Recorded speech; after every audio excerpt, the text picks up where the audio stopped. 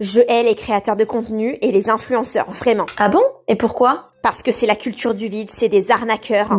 Argumente? Bah, ils arnaquent leurs abonnés, ils profitent de leur naïveté. Et puis, ils se font de l'argent facilement en parlant, c'est tout. Bah, donne-moi l'exemple de quelques créateurs de contenu ou influenceurs. Bah, il y a Anastasie, il y a Friandise de Nini, des meufs de télé-réalité, enfin, la culture du vide, quoi. On n'est pas non plus sur la culture du vide, hein. C'est juste des personnes qui parlent en vidéo, qui font du divertissement. Oui, bah, justement. Après, la question est qui tu suis?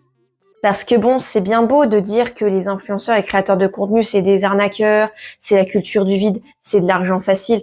De un, tu ne sais pas ce qu'ils ont traversé avant, peut-être 5 ans de création de contenu non rémunéré où ils ont pris énormément de temps et que ça paye enfin, mais est-ce que tu les vois que maintenant parce qu'ils ont percé?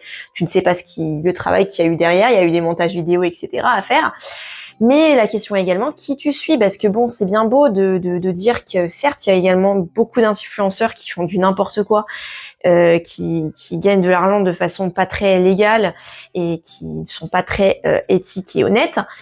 Mais le truc, c'est que si un influenceur ou un créateur de contenu ne fait pas de bad buzz, est plutôt simple, honnête, etc., vous leur donnez pas l'heure. Vous allez suivre que les personnes qui font du bruit. Bah oui, après, quand il y a du buzz, forcément que bah ça attire le regard. Bah ouais, parce que moi j'en connais plein de créateurs de contenu qui sont hyper honnêtes, très doux, très simples en soi. Ah bon? Mais le truc, c'est que bah ils ne percent pas parce qu'ils sont trop simples. Ils ne font pas de bruit, de bad buzz. Oui, c'est vrai. Et le truc, c'est que vous leur donnez pas l'heure à ces personnes-là. Donc bon, c'est bien beau de critiquer les créateurs de contenu et les influenceurs, mais il faut juste suivre les bons et les encourager surtout.